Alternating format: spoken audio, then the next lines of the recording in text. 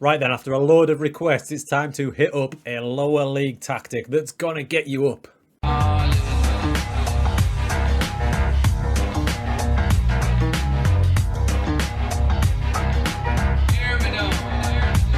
So, a bit like the Christmas tree tactic we did a couple of days ago, this is based on a tactic I did last season that ripped it up in the lower league. So we've got my downloadable tactics section down here, and you can see this one here, the 200 tactic. That one was the one that got us flying through the leagues, from the conference through League 2 through League 1, setting all sorts of records, and that's what today's tactic is based on. It's lie, cheat and steal, baby. For new viewers, lie, cheat and steal is the name of the tactic. I'm not just going potty. So there's the video from the lie, cheat and steal version 2, I think it was. Sky Bet League 2, we were Darlington and we absolutely crushed the league with 105 points. Now the year was 2027, so I had taken time to build the team. That helped. This time we're going to test it out by not building teams. We're going to take unfancied teams, see what sort of damage we can do. Now, if you've been watching any of my stuff from the past, you'll know that the lower down you go, the more I like to keep things a little bit more basic. And you can see there, the lie, cheat and steal tactic was based on a 4-4-2. We all love a 4-4-2. Let's sex it up for FM22 then. Now, at this point, if you just want the tactic, you just want to jump into it and download it, it is down below. No problem, I am talking through it very shortly. I advise you to stick around though, because there are certain things you need to do to it to make it work as effective as you can.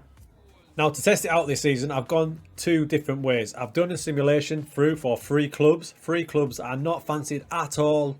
Relegation fodder. Let's see how they do in League 2 and the lower leagues of Scotland. And one game, I played 20 games through to get a feel for it. I played it personally with the worst team in League English football. So first up, this is Rochdale. Now, if you look at media prediction there, we're looking at 14th position. But the actual position of the club in May 2022, you got it. They finished first and won League 2. There is a league table that came very, very close to getting 100 points, 95 points, 91 goals, 29 big wins. Rochdale take down League 2. I mean, it wasn't even close. Top 3 go up in League 2, 95 points, 4th place with 82. What a season. So without further ado, here's lie, cheat and steal 22, the tactic. There she is. She is a thing of beauty. This is the lower league destroyer, lie, cheat and steal version 22, and you can see there's nothing rocket science there. It's pretty basic stuff. Look at the lack of team instructions. Now, interestingly, this is from last year, right? And some of these roles now I probably wouldn't do. For example, deep line playmaker in front of a ball playing defender with an inverted wing back coming across. You're basically going to have 3 players in this role, but hey, it works. It works. And they've blitzed the league like you just saw. Now, the other interesting things for all you Xbox users, there's not many player instructions at all in this. As I click through, you can see wing-backs got crossed more often, take fewer risks from the centre-back, inverted wing-back has none, your winger has none, your deep-line playmaker has none, your central midfielder is asked to shoot a little bit more often because he's going to get in them positions, inverted winger none. I've asked the target man, I do believe, to roam from position, and your advanced forward, nothing. Not even tackle harder, nothing. This is the tactic from last season. I will say this though, when I used it in the playthrough with the weak team, I did tweak a few things, so it is worth staying tuned and watching what I did tweak. Now, I'll get on to key positions and roles shortly, but let's have a look at some more tests. Next up was a team close to my hometown. This is Carlyle United, predicted to finish 12th, something like that.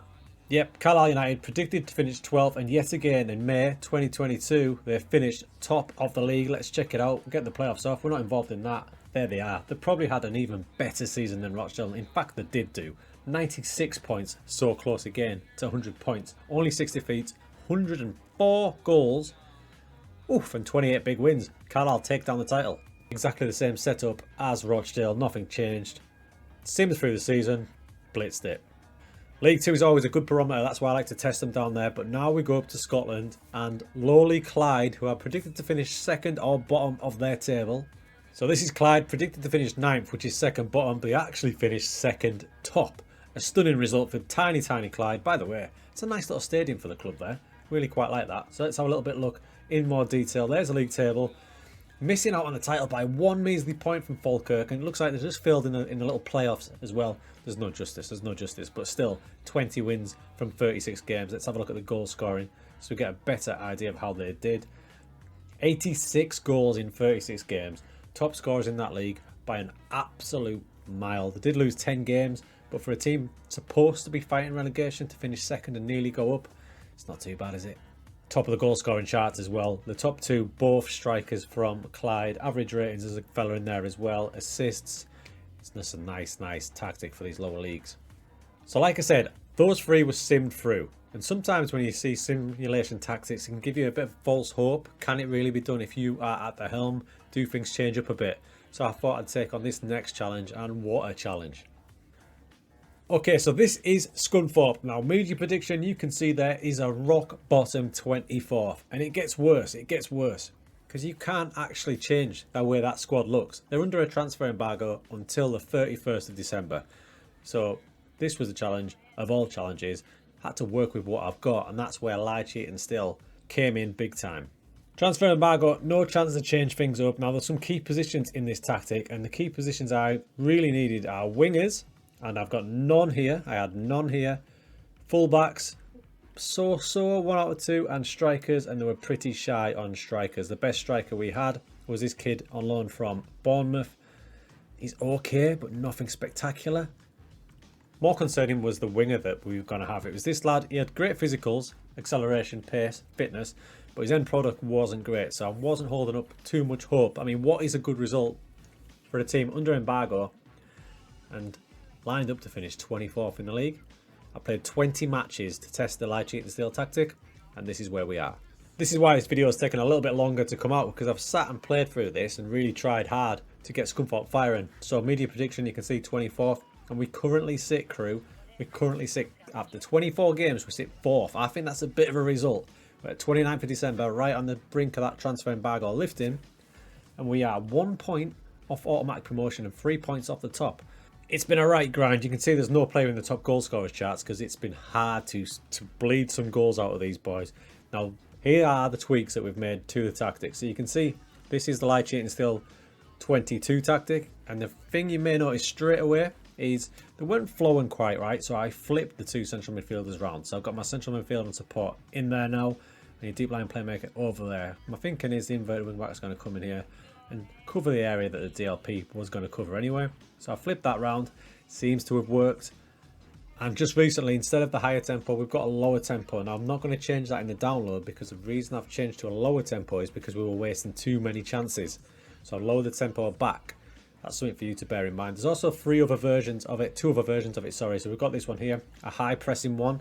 I use that when the team I'm playing against play out from the back, and the opposite of that, I've got Lie, Cheat and Steal 22 low. I use this when they're a bit more direct and they miss out the centre backs. There's no point me pressing them that high when the keeper's just missing them out, so I'll go a bit lower. I've also changed the advanced forward to a poacher in that tactic and that one as well. Just a bit of a trial, but it's one for you guys to focus on as well. Also in this one, you'll see occasionally, like I did last year, the inverted wing back will change to a fullback on support if the guy he's facing is a really good winger. And down in the lower leagues, sometimes there is some really good wingers. So occasionally, he will flip to a fullback on support, a traditional one. Most of the time though, I like him to be that inverted wing back, cutting in there as much as he can. But like I said, it has been a battle, this one, because the team are that poor. You can see Ryan Loft here is my top striker. He's got 10 in 20, 1 every 2. It's not too bad. But these are the type of players I'm working with. It's not pretty. It's not pretty. I'm going to carry this on offline. If you're interested in seeing the results of it, let me know. At the minute, we're 4th. And well, if we manage to get in the playoffs, it's a huge achievement, considering we're supposed to be down here with Oldham, who are also under an embargo, and look how much they're struggling. Now, when you're using this tactic in the game, this is the area I focus on all the time. The data hub for your opposition, which is why I changed my defensive line. If they're playing out from the back, I change it. If they're missing out their defence, the keeper's just hoofing it, I change our line of engagement for that, and it seems to be working. Now, I started the season at the top here, using no changes to the Lie, Cheat and Steal tactic. It started great, 1, 2, 3, 4, 5 undefeated, but then we hit a bit of a skid, 4 defeats, and that's when I made the switch. So keep that in mind. Use the Lie, Cheat and Steal 22 download. But if it's not working, some of your players aren't agreeing with it, you can tweak it like I have. And from that tweak, once they got used to it, you can see now we're in the middle of a best part of a 10-game undefeated streak. And we're not leaking that many goals anymore, which is pretty important considering my strikers are awful. So my tactic videos, yes, there's a download there, but I do want you to focus on the fact that you can change things up, and you might need to change things up as well. Okay, key players now, and this is going to be quite cool because I'm going to pick out the key players from each of those simulations and this Scunthorpe save. I mean, if you nail all of them positions, they're going to destroy the league. More realistically, you're going to need one or two of them, so let's have a look now. We'll start with Scunthorpe.